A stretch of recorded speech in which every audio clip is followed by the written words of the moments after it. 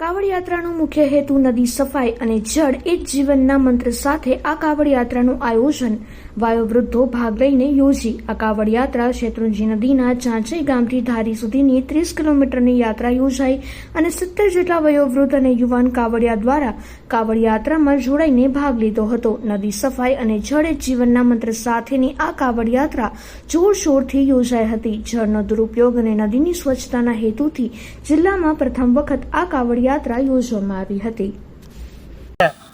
સાસઈ આંબાગાળા સોઢાપરા ગામના યુવાનો દ્વારા જે કાવડ યાત્રાનું આયોજન કરેલું અને શેત્રુંજીનું જે ઉત્પન્ન સ્થાન છે સાસઈ, કારણ કે દરેક નદીઓનું જે વહેણ હોય આથમણી બાજુ જતું હોય, પણ આ સૂર્યની સામે હાલતી આ એક જ શેત્રુંજી નદી છે। એટલે આ શેત્રુંજી નદીથી શરૂ થયેલ અને આ ધારી જીવન મુક્તેશ્વર પધારેલી કાવડ યાત્રાનું ધારીના સરપંચ વતી અને જિલ્લા પંચાયતના સભ્યો વતી ખૂબ ખૂબ એનું સ્વાગત કરીએ છીએ। આવીને આવી યાત્રાઓ કાઢતા રહે અને લોકોને એક ધાર્મિક સંદેશો આપે એવી પણ ભગવાનને અને આ લોકોને ખૂબ ખૂબ અભિનંદન અને ભગવાનને પ્રાર્થના।